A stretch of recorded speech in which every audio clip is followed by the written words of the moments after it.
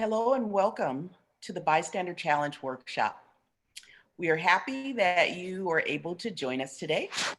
My name is Carol and my training partner today is Bob Burke. We'll primarily be conducting this workshop as a webinar. And in order to provide you with as much information as possible in the 1 hour time frame allotted, we won't be able to solicit verbal feedback from you, but we will be utilizing the chat function to capture input from you along the way.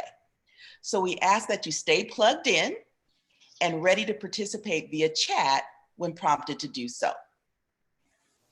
Now, you may be wondering or questioning, what is the Bystander Challenge workshop and why is it being offered? It is a workshop to help individuals address understandable concerns that they may have when they sit in the role of a bystander, and to explore techniques that can potentially be used to help move or motivate bystanders to become upstanders when disrespectful behavior is witnessed in person and online, to include what it means to be a social justice ally and show support of individuals whose cultural identity may be different from your own. Now, we offer this training because of the increasing impact that bullying and harassment has had on individuals in the workplace and in the community, and the overarching need for prevention and support in today's society as a whole. So on that note, let's get started by taking a look at how we are defining some of the terms that I just mentioned and more. So on this next slide, we're going to define a few terms for you here, starting with bystander. As you can see, a bystander is a person who is present at an event or incident, but does not take part.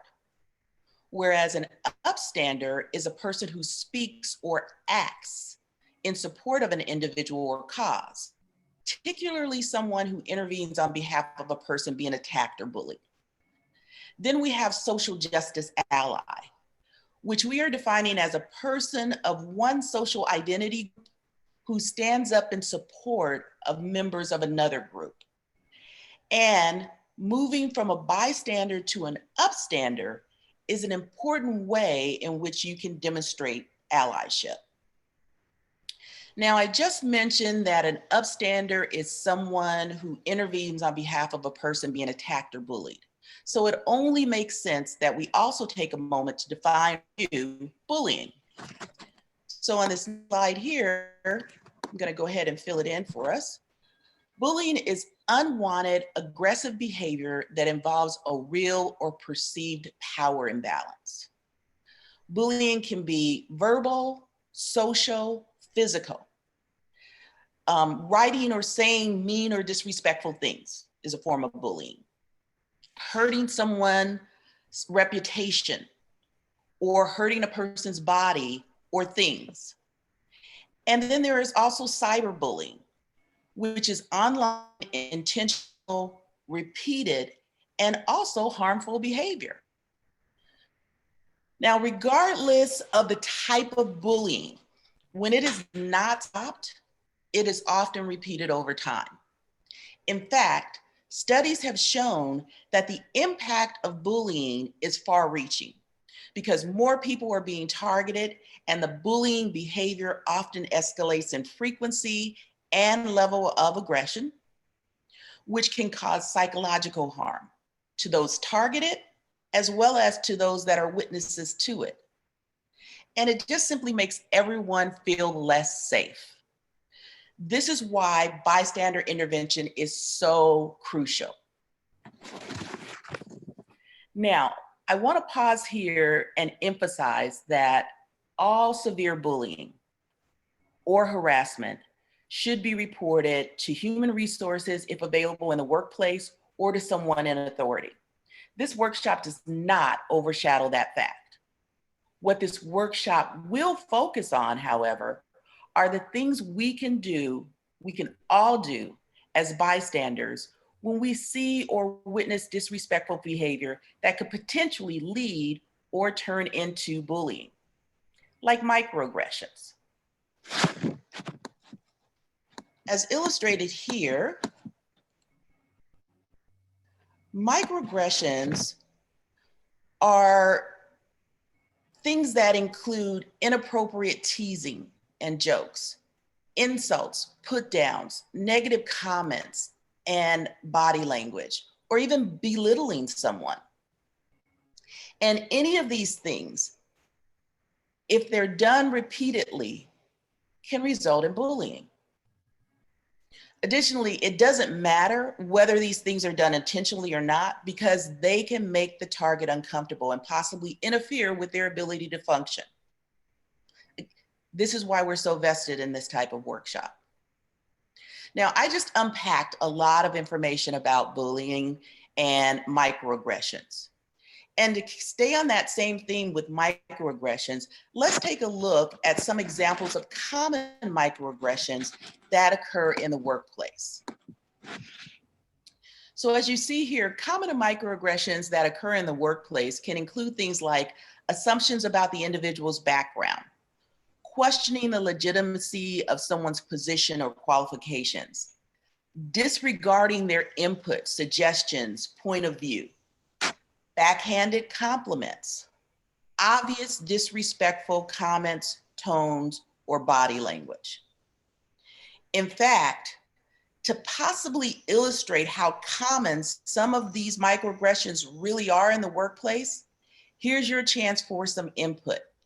I'm going to ask that if you have personally experienced or witnessed one or more of these microaggressions that are common in the workplace, I'm going to ask that you use your chat box now and type in the word experienced, witnessed, or both. So please do that now.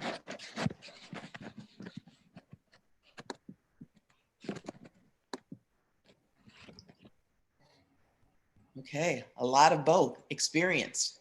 Wow. Both. Great, thank you for your input. Yeah, a lot of both. So again, as you can see, with all the responses, mostly both, some experienced. As expected, microaggressions like these occur in the workplace more often than not. And it's not only important that we are aware of them, but that we work to prevent and stop them altogether. Now, I must also add that prevention of workplace harassment and support of those targeted is something that resonates deeply with me. Because in my career within human resources and employee relations, I have personally investigated hundreds and hundreds of complaints of bullying and harassment. And I can tell you firsthand that the majority of them could have been prevented or had a different outcome if the bystander had intervened. And when I would interview those that were targeted, they would often question, where were my coworkers? Where were my friends? Why didn't they say something or step up to help? Good question, right? So when I see this next quote by Dr. Martin Luther King, I see it as a call to action for bystander. It says simply, in the end, we will not remember the words of our enemies, but the silence of our friends. Really powerful. Something to allow you yourselves to just allow that to sink in a little bit. So with that said, I'm going to turn it over to Bob, who's going to walk through a few examples of how bystanders typically react when they witness disrespectful behavior. Bob? Thanks, Carol. I always appreciate it when you share that quote from King. I think it's so powerful. And I often think about myself when I think back on times when I've noticed microaggression or bullying Even if I go back to middle school or high school, you know, way back when, it's also my silence that I remember. And I think that part of the reason that all of you are here today is to really help move from this place of wanting to do something to, in some ways, gathering the strength and the courage and the tools to move to a place of doing something. So I'd love to ask for one more participatory event in the chat box. So when you think of, so many of you wrote down that you've experienced microaggressions. When you think of microaggressions or bullying that you've seen in the workplace or school or outside of the workplace, throw a percentage into the chat box on what percent of the time you think somebody, not necessarily you, but somebody spoke up and tried to do something about the microaggression or the bullying. So what percent of time did somebody try to have an impact? I see 0%, 1%, 25% of the time, 5%. So I want to thank you for throwing those numbers in there. I think if I asked you the same question, and I won't ask you to put it in the chat box, but if I asked you the same question, what percent of the time did you want to do something about it? You know, I think we would all say we would want to do something about it much closer to 100% of the time. But in actuality, it's so hard to do this. So, and it's understandable. And I think that certainly the purpose of our work today is not to lay blame, but to really to think about how we move forward in stepping up and standing up for other people when it's necessary. So I'd love to talk about typical bystander reactions. So what do we do? What is our most typical reaction? So think about a microaggression. The most typical reaction that people have is to avoid. Please go ahead and take about 15 to 30 seconds and think about like why do we avoid? And if you can put your answer in the chat box and I'll wait so we can get some answers. Why do we avoid stepping up and standing forward?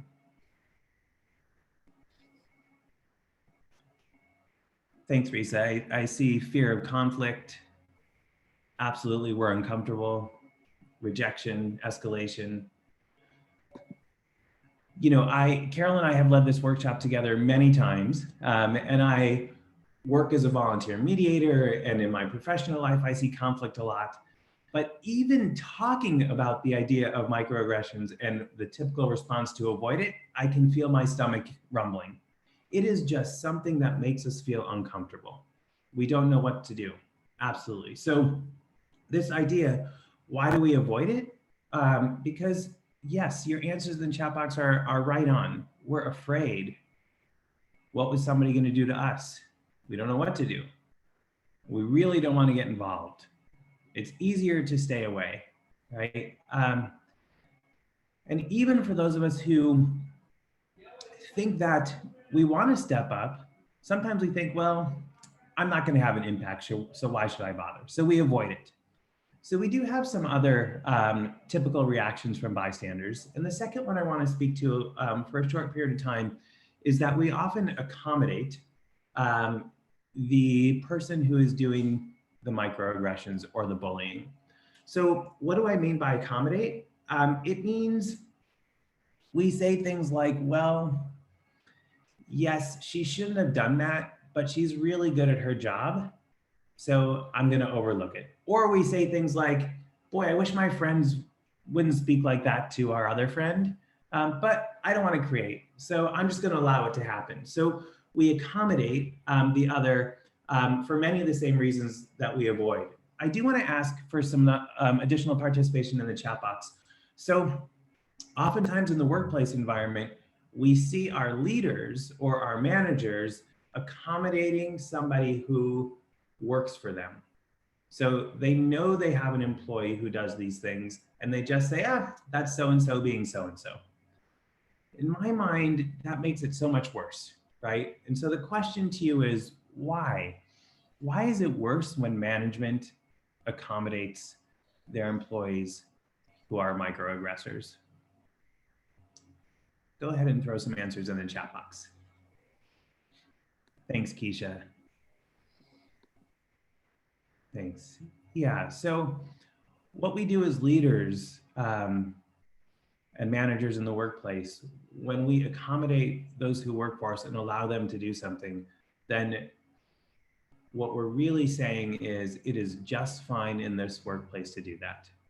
So rolling our eyes and using body language to show our coworkers that we're not happy with what they're doing, no, that's still accommodating, right? Because we haven't stepped up to do something. So as leaders, it's particularly incumbent upon us to really stand up and not to accommodate and not to allow people by just saying, ah, that's just so and so. She actually likes him just fine. She's just teasing, something like that.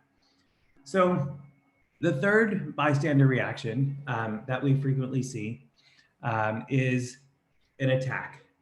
And this, I think, occurs less frequently than the avoiding and the accommodating, but we still see it. I was in downtown San Diego a few months ago before COVID, and I watched an interaction of a reporter with somebody else, and then another bystander kind of tried to step up to say something to the reporter who had accidentally hit somebody who was just an onlooker and then made a not so nice comment about it. And I saw this attack, and it went from an interaction that in 5 seconds could have been over to watching the reporter and somebody else on the scene, verbally chewing each other out, standing chest to chest right up against one another. And this is what happens when we attack back verbally, is that we take a situation that could be smoothed out, either right then and there or perhaps later on, and we escalate it to something that turns it into something much larger. So these are very frequent responses, bystander responses that we see all the time. And they are reasons why we tend not to stand up, because we've all seen all of these. What we haven't seen, or what we've less frequently seen, are effective responses to moving forward. So I'd love to move forward to the next slide and just share another thought. So the thought is this. A lot of people think that they're just innocent observers when they see someone disrespect someone in their group, be it a friend group, family group, a coworker group. But by not doing anything, they're actually supporting the disrespectful behavior, making them not an innocent observer, but an active part of the problem. So what's interesting is we're seeing a lot of our thought leaders and writers really speak to this point. This comes up in a lot of the anti-racism literature. But the point here is there's no middle ground. Either you are part of the solution or you're an active part of the problem. There's nothing in between. And this is an interesting thought, I think, to really dive into. The question of, can I ever just be neutral, or can I ever just stand there and not do something and not feel like I'm part of the problem? And I think what we're seeing a lot of our authors and people who are really leading the charge on this work around microaggression and bullying is that they're saying, no, if you want to be part of the solution, you have to be an active part of the solution. So let's move forward. And I have a few questions I want to pose to you. The first question is, what value is significant when we look at bystander intervention?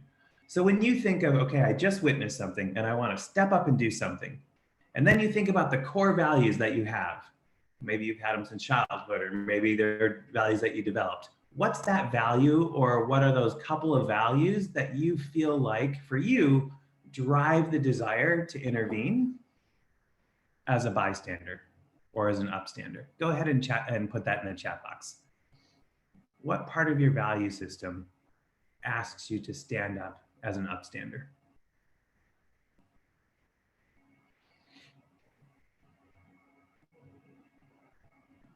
So I see some wonderful values being put in the chat box. Thank you.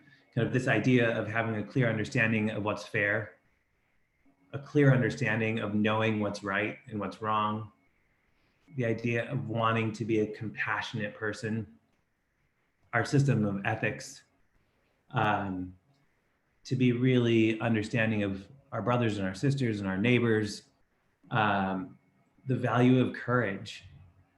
This is wonderful. Thank you all so much for putting these values in here. So the reason we ask about what's the value here is because we think, and we think that value drives action. When we can take something that's happened and relate it to a core value that we have, we think it's easier for us to bring that courage up and to step up and to use our tools in an effective way. So the second question is, what's your greatest concern about speaking up?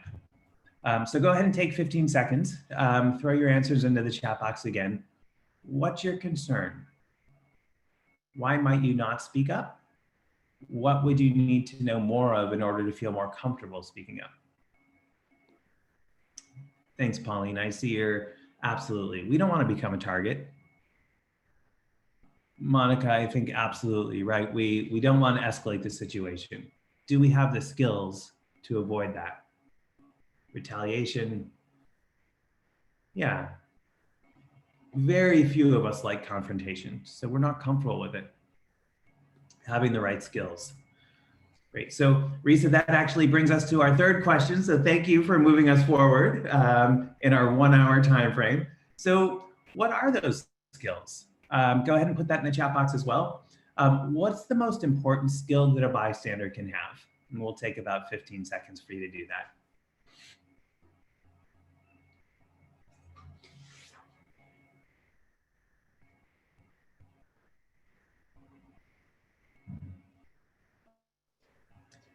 So I see a lot of different skills here, and I love them. One of the reasons that I love them is because they really run the range of from listening to really understanding how to be an effective listener, to doing things that are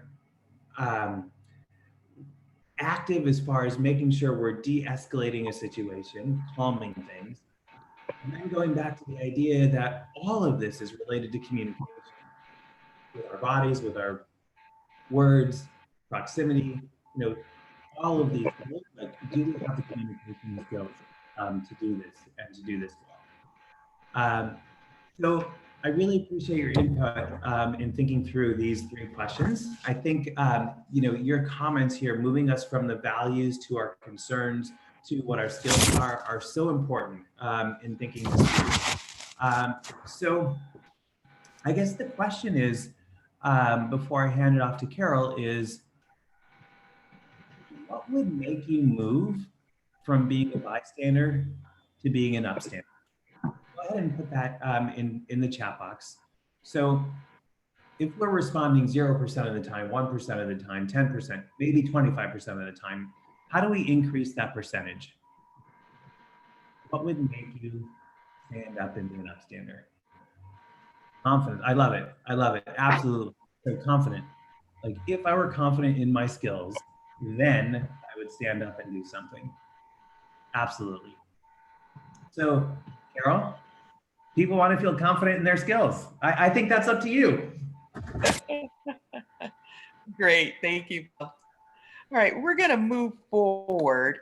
And again, we just unpacked a lot of concerns that people have. And these are real concerns. We take the time to, get your input in terms of why bystanders react the way they do, and what are some of the concerns that they have in that role, right?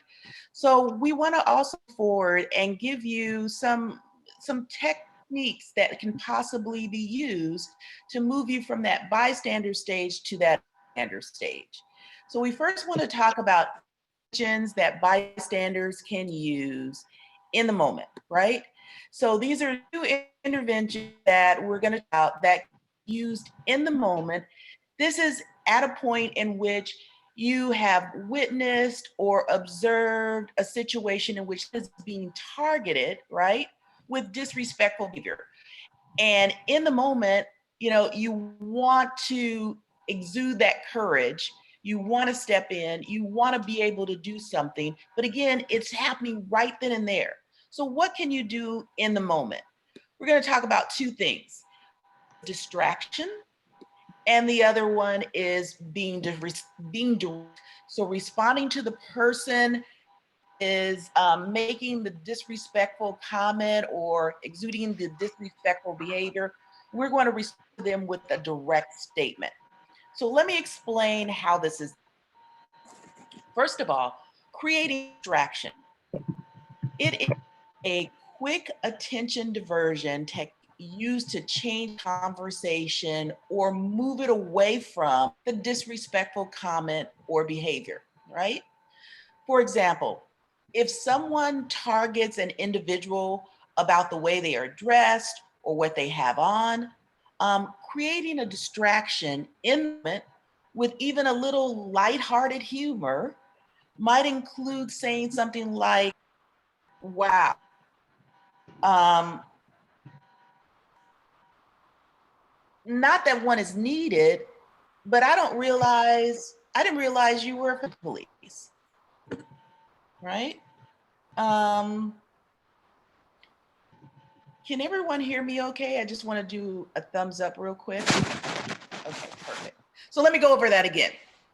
So again, the example I gave is if someone targets an individual, the way they're dressed and what they may be wearing at the time, creating a distraction might be, wow, not that one is needed, but I didn't realize you were the fashion police. So it gives a little sense of humor, but it's just right then and there, right on the moment, in the moment, to move again the conversation away from the disrespectful comment that was made to that target, right? Now, there's many different ways that we can do that, but we want to be careful with what we say so that we're not escalating the situation as well. Now, another form of distress in the moment doesn't require saying anything at all. It simply involves you being physically present and not leaving the target alone with the person responsible. Does that make sense? Because a lot of times we find that when individuals are looking to target others with disrespectful behavior, they tend to try to get that person aside or alone, and that's where most of the damage is done. So if we can just simply insert ourselves into that dynamic by just simply being physically present, that will sometimes divert away from that disrespectful behavior from occurring. Okay? Now let's move on to making a direct statement. Now this is a little different. So with a direct statement, in the moment, you have to remember that it should never, ever, ever be an attack on the person responsible. Rather, a respectful yet direct way of drawing attention, their attention, meaning the person responsible, to the disrespectful comment or behavior. Let me walk through an example with this next scenario on this slide. So we have here a person responsible who gives or gave the target trouble about not wearing makeup, her weight, and the clothes she was wearing. Okay, so this is our example here. Now, if we were to make a direct statement to the person responsible for giving the target trouble, one way you could do so, again, respectfully, not going into attack, you can just simply go to that individual and say, look, I'm not sure what you were thinking or if you were joking when you said that, but that was not okay. And it even made me feel uncomfortable. So you're kind of using yourself as an example of, look, maybe the target didn't react, but what you said was not appropriate and it even made me feel uncomfortable. Again, a quick, direct statement in the moment to address the disrespectful comment of the person responsible. So keeping that in mind and the example that I just gave, looking at this example here, what other ideas do you have in terms of how you could respond with a direct statement? Go ahead and put those in the chat now if you don't mind.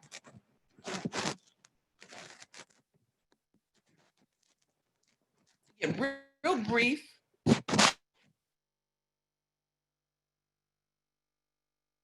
Anyone have anything or anything similar that you can put in chat?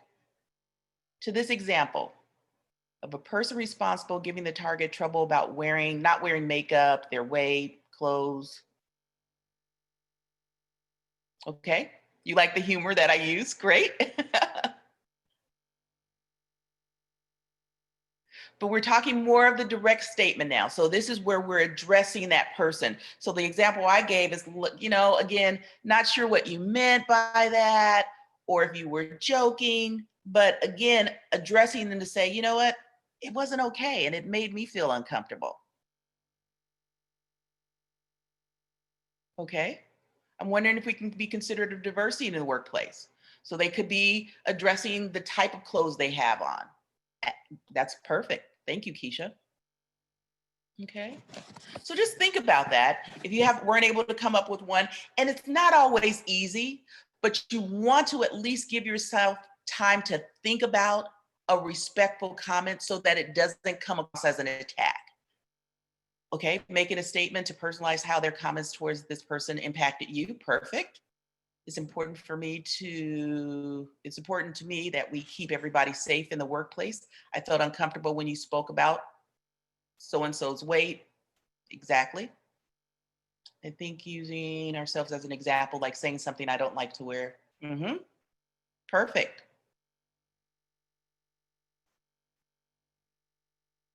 Perfect. Okay.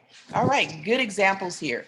So let's go ahead. We're not going to park long here, but these are, again, 2 intervention techniques that can be used in the moment when, we don't have the opportunity to spend a lot of time with the person responsible, but it will divert attention away from the disrespectful behavior. And the key here is, again, it's a short-term, these 2 intervention steps, these are short-term fixes to an uncomfortable situation, again, in the moment. So let's move on to the next one. Intervention from bystanders after the fact, right? So this is after the situation has occurred. 2 interventions that you can think about and possibly do is delegate and dialogue with the person responsible. Again, let me try and shed some light on each one. Delegation is used when you don't know the person responsible or you're not comfortable addressing them. It involves sharing the situation you observe with someone who may know the person responsible better or someone who you trust to appropriately address the matter with them. So in the work environment, that might be your manager. It might be a human resources representative.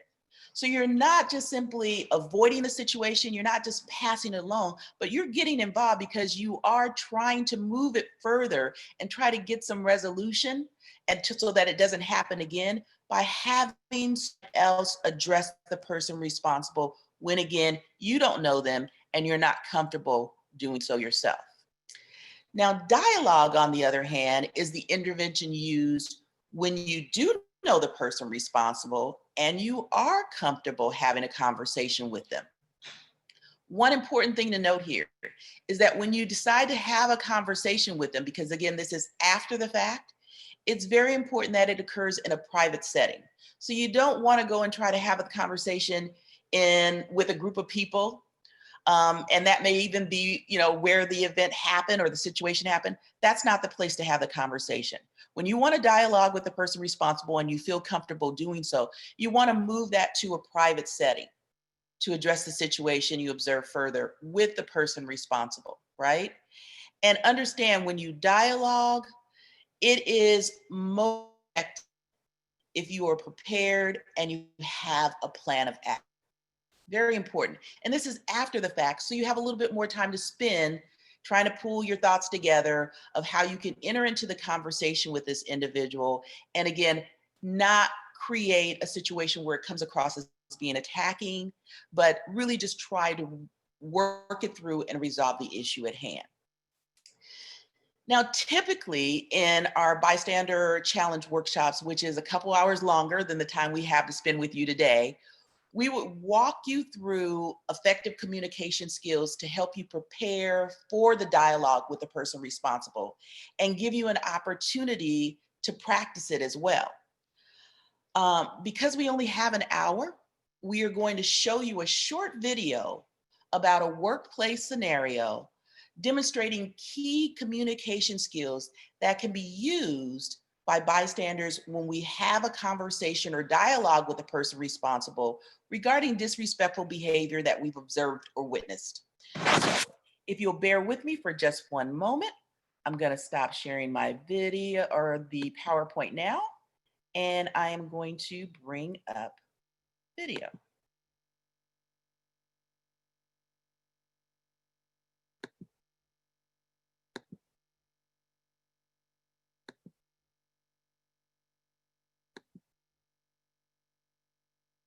Here we go. I landed the best job ever. I'm on this awesome team. Everyone gets along well. But there's this one guy that cracks me up. He's on the marketing team and he's a really good graphic designer, but he's just so old school. Like, I think he'd prefer to draw everything out on pen and paper. He's so out of touch with technology. He reminds me of my grandpa. I call him Gramps. The other day he was like, "What's Instagram?" And everyone laughed about it. Except Cynthia. But whatever. Oh, this is going to be great for the Instagram story. What's that? Well, you don't have Instagram? I don't know what you're talking about. I don't even know what Instagram is. That's too good. What was it, like yesterday, Gramps? Prezi? Oh, what's that? I'm sick into old school PowerPoint. Why would anything new, right? Modern gadgets? Hey, raise your hand if you spend every waking moment worrying about your social media feed. Hey, not everyone is obsessed with social media. At least John can go on a hike without his phone. Plus, John is the best graphic artist we have. Not many clients even ask for Prezi, Adrian.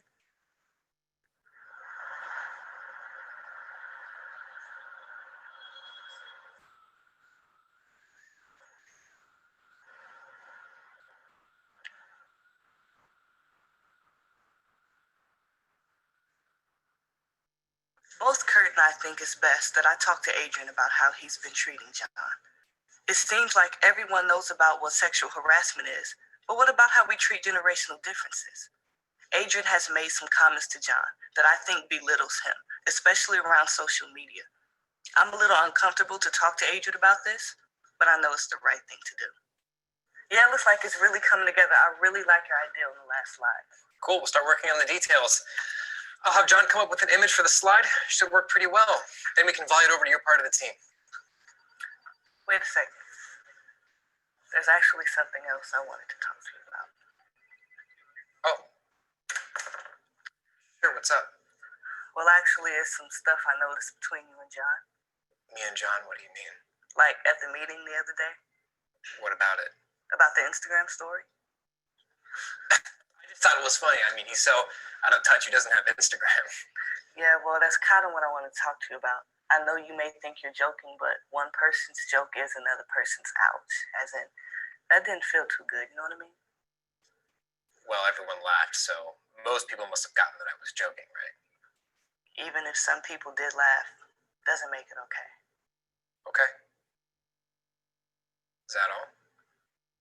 Actually, no, I wanted to talk more about this. One thing that's important to me is that we treat everyone on the team with respect. I know I'm not your boss, but I wanted to give you this feedback as your coworker. Geez, Cynthia, it feels like you're making a big deal about nothing. I don't think he cares when we joke. He's cool. Well, what about the thing with Prezi? You know PowerPoint is still the main request, not Prezi. Also, John doesn't need social media to do his job. He just reminds me of my grandparents. You should have seen how hard it was for them to learn how to use Facebook. Some of the stuff my grandma writes on there are so funny. I post them onto Reddit. Have you heard of that subreddit, Old People Facebook? Comparing your grandparents to your coworkers? Does that feel right, Adrian? Some might say that creates a hostile work environment for an older team member. Well, I don't think it was that big of a deal. Just teasing him. At least I didn't do that thing, like that VP that got fired who was screaming at her admin assistant. Did you hear about that? Now that's a hostile work environment.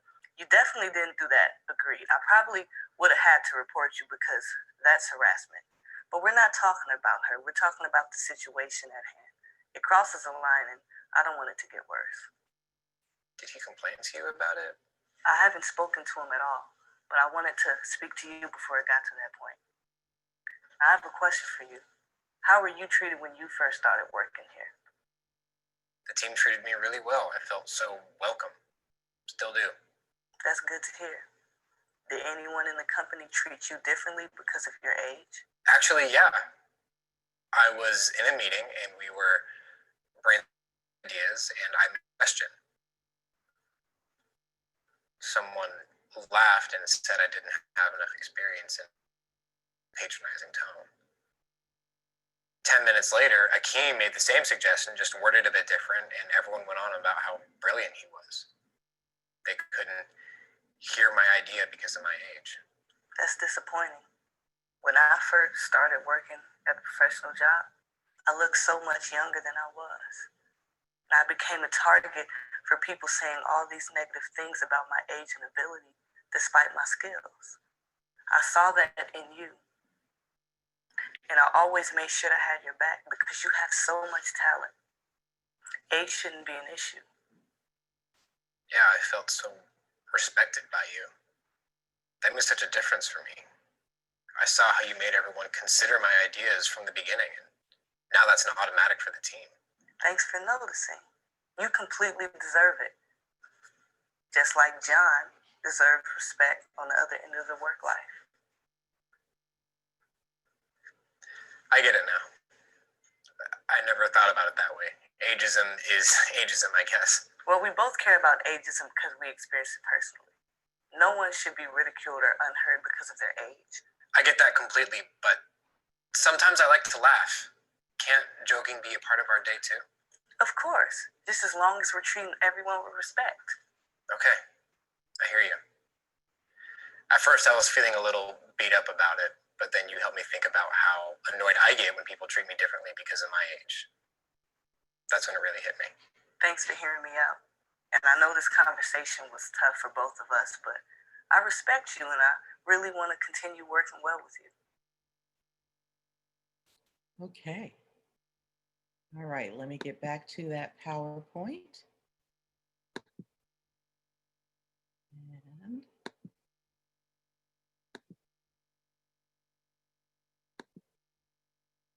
perfect. Let's move forward here.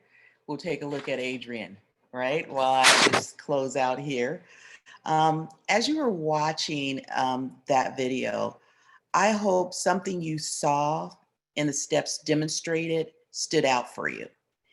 And I hope that you might consider incorporating them into your dialogue with the person responsible if or when that may occur down the road.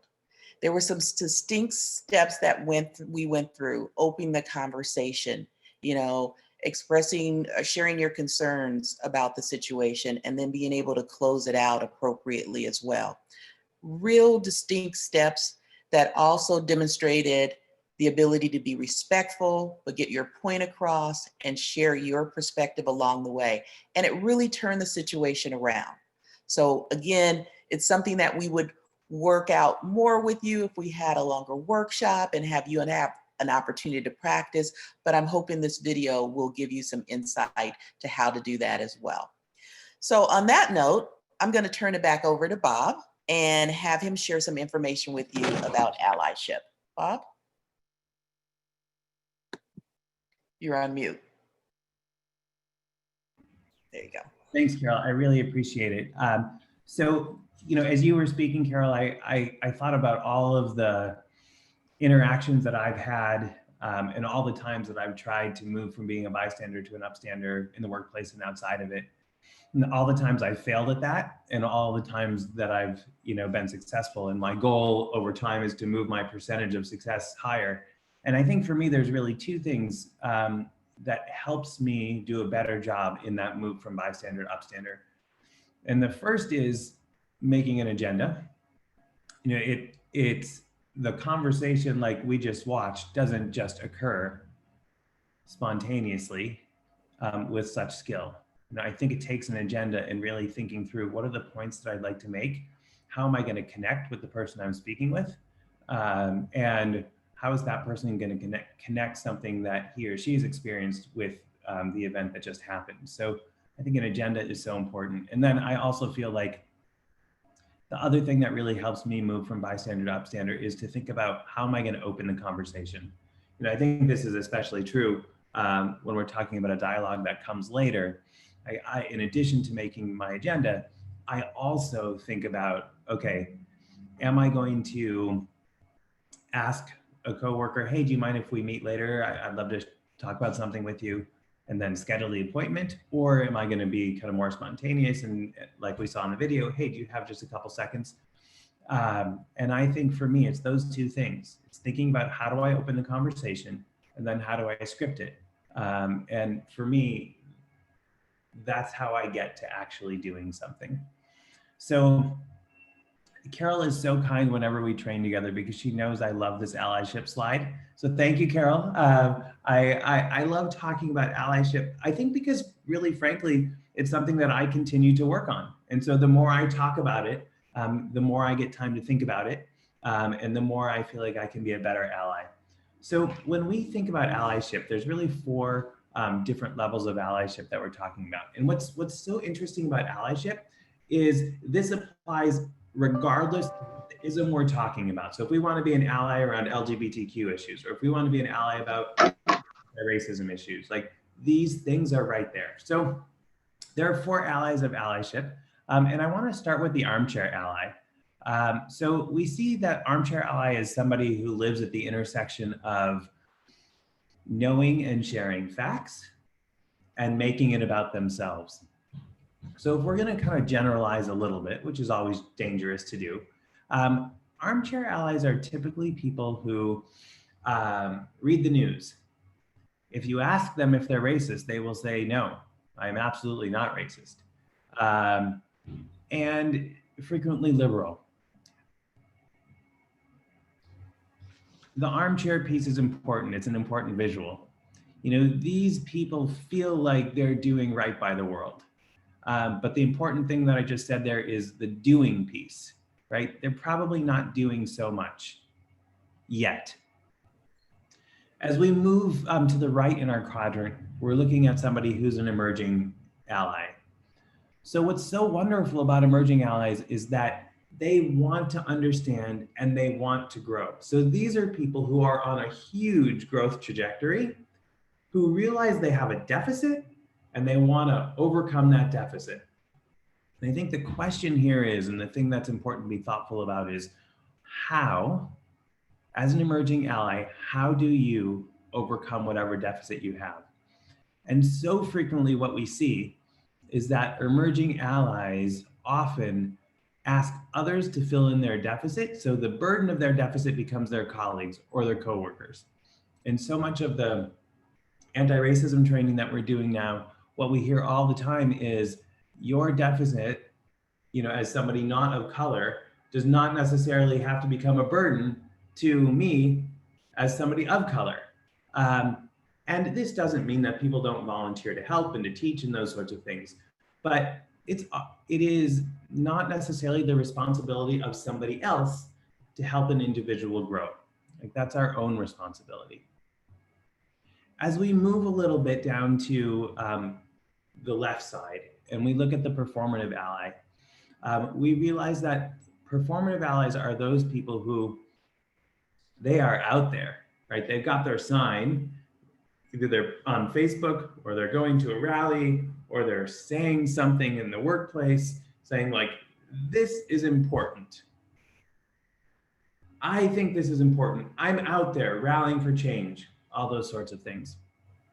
So what I want to say about armchair allies and emerging allies and performative allies is that in each and every case in those three categories, we don't see a transfer of privilege from one person to another person. We see people doing important things, educating themselves, making statements, those sorts of things. But in armchair and emerging and performative allies, there's no cost to the ally. That's really important. There's no cost. As we move to the bottom right of our quadrant and we look at what it means to be an active ally, the big question is, how do you do this? And I think one check to see if you are indeed doing something active is, have I transferred part of my privilege to somebody else?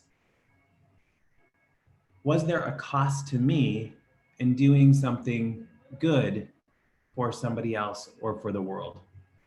In thinking about the skills that Carol really went over with us when she, especially the dialogue piece. I've engaged in so many of these dialogues, and I've avoided so many too, but I've engaged in so many of them. And I'll tell you, it's a significant cost to me, my mental health for days, you know, if I waited days to, and often comes at, you know, sometimes a cost that I may lose a relationship, those sorts of things. So being an active ally is hard. I also think there are things that that we can do that may be a little less hard that we think about, like what are the things that we're going to do as an active ally to be an anti-racist or to be, you know, whatever the category is that you're thinking about. And I think one of the questions that Carol and I really want to pose to you is, what kind of active ally are you going to be? And I want to be very clear. We're not saying that the only type of allyship that's acceptable is an active ally. That is not at all what we're saying. But what we are saying is that if in some area of your life, you're not in that frame of really transferring your privilege from yourself to somebody else at a cost, then we think that perhaps you're missing out on a really important way to be an ally. So Keisha, thanks for your comment in the chat box. Game changer. I felt the same way when I first learned this stuff. Absolutely. And you know, before I pass it back to Carol, I just want to thank all of you for being part of this session today. It's a little different for us not to have active participation in breakout rooms and verbally, but we really did appreciate everything that you put in the chat box, and it's an honor for me to have been here. So I'd love to send it back to Carol for a few words of closing. And also, I just want to add a personal thanks to all of the Live Well organizers who put this on. So grateful. Great. Thank you, Bob. And jokingly, I give this to Bob because he covers it so well. Allyship and the different quadrants that he discussed are so very important and so very needed. And like I said, like he just noted, it's important that we identify what type of ally we want to be and make the necessary steps to move in that direction. So on Bob's note, thank you to Live Well San Diego and to all of you that have participated. We are at the close of our time together. We want to thank you personally for your attention and your participation via chat. It was wonderful. It made this 1 hour event very much well worth it, and gave you an opportunity to provide some input for us along the way as well. I want to leave you with this. You know, when bystanders intervene, they can and do make a difference. And difference makers can change any environment, absolutely any environment. So keep that in mind as you move forward. And on that note, we have one last slide here, which I'm trying to get to. Here we go. And that is, if you have any questions or would like any further information about this workshop and others that are offered through the National Conflict Resolution Center, we ask that you please reference the information, the contact information noted here, or go to ncrconline.com. Again, thank you all for your participation, and hopefully you're able to walk away with something that you can add to your tool belt when it comes to bystander intervention. Thank you again.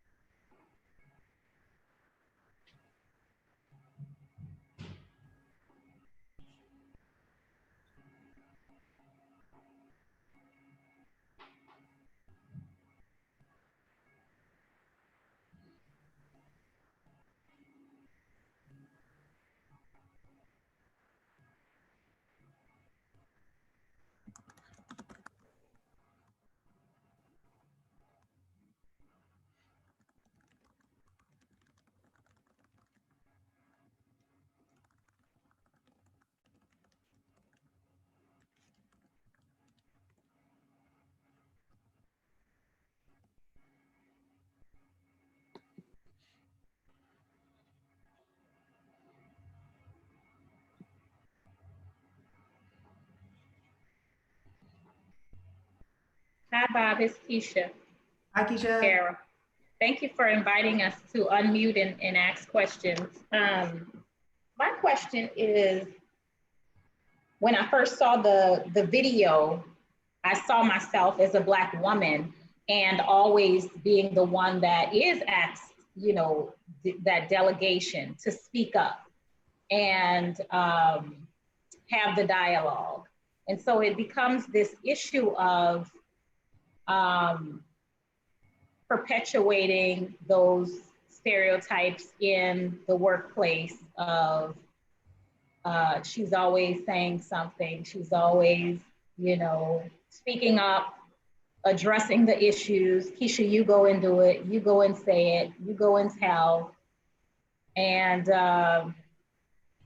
who's speaking up for me but myself, right? Mm-hmm. And so that becomes, as Bob was saying, the burden that I have to carry.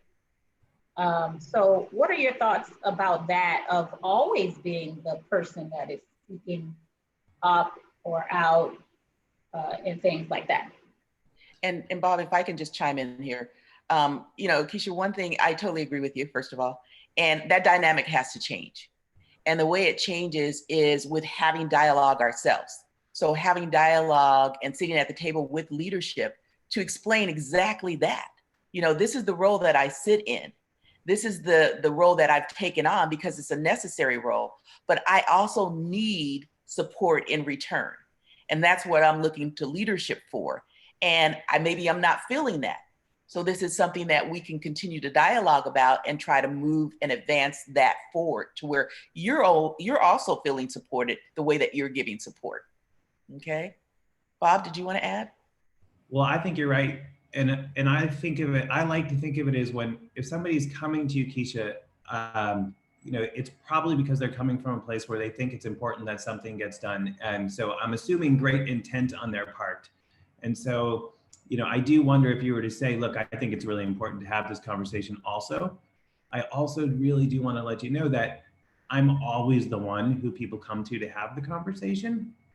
And while I would be happy to have it because I think it's important, I wonder if you wouldn't mind just thinking about it for 24 hours to see if maybe you would be the right person to have the conversation. And if not, come back to me and we can talk about it. You know, I think what Carol said around delegation is so important. Like, we can delegate, but delegating doesn't absolve us from the responsibility to do something. And I think it's okay to push back on people and say, this responsibility is yours. It's also mine, but right now it's yours. Absolutely. Thanks, Carol. Bob. Thank you, Keisha, for that question. And we apologize if there are other questions, but we've been given the signal that we have less than 2 minutes left before we're going to disconnect. So we apologize if anyone else has anything else to say. We're probably going to get disconnected, but thank you so much.